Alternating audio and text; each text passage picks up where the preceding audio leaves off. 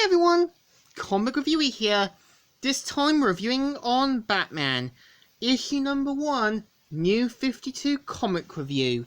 Now, as you know, much like Aquaman, much like Justice League and all that, Batman was part of the New 52 run and was meant to feature another Batman series. And the cover has Batman battling hordes of villains while trying to take them on. And it starts off how at Gotham, Batman is mentioning about the Gotham Gazette and says, in the column, random Gothalites are asked to complete the sentence. Gotham is using 3 words or less. And of course this points to Arkham, where Batman deals with a whole bunch of his villains, like Professor Pig, Two-Face, Scarecrow, Mr. Freeze and that. And of course, Batman tries to take on each and every one of them. And of course, takes some of them down quite easily, until being crushed to death, and suddenly ends up being thrown right in his cell. And we have someone who is the Joker saying, "There you are! And here I was beginning to think you were going to die without even saying goodbye." And so they're quick to think, like, Joker's joined the good guys, and so pretty much Batman and Joker take them on.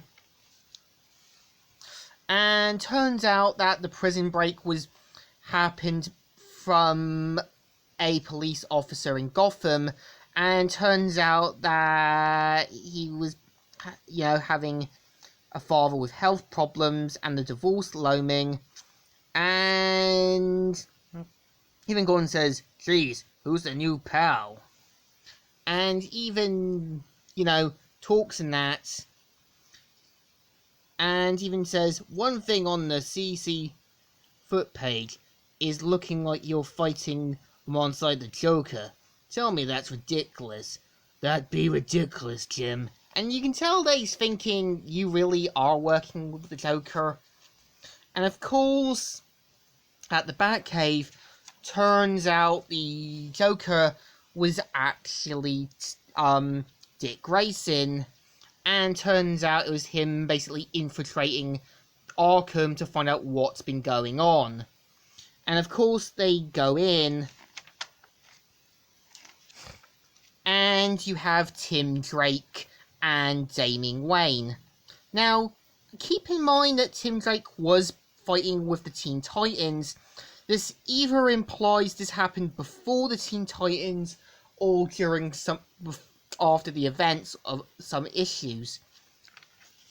So of course, Bruce Wayne gives a speech about Gotham's future and that.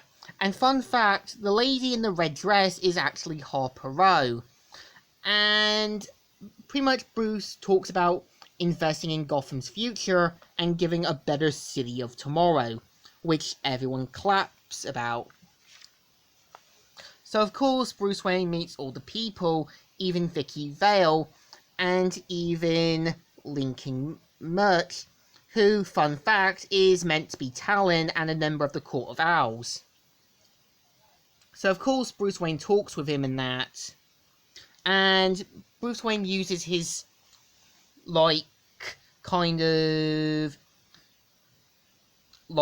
device to kind of hear on what Gordon's saying, but turns out Lincoln's trying to, talk with Bruce and that, and so later on, Bruce Wayne goes out as Batman patrolling and that. Harvey says, "No, you dank stooges, drop the weather strips first." And so pretty much Batman and Bullock go in to investigate the crime scene. Turns out the man was meant to be a John Doe, and Batman does some investigating, which turns out the razor blades on the victim had owls on them, and does sniff something and asks him for his cigar. And so after lighting it up, turns out the person left it as a warning, and after having Alfred do an analysis in that, turns out the blood match is Dick Grayson's. Now, fun fact, in one of the later issues, it turns out the person who killed that guy was meant to be Dick Grayson's great-grandfather. And yeah, this is the story. So, I would say issue 1 of Batman isn't too bad. I would say it kind of gives room for a whole new enemy, and I still think they shouldn't have gone with another Batman title. I know they could have done one for Blue Devil, Vixen, Black Canary, or something else.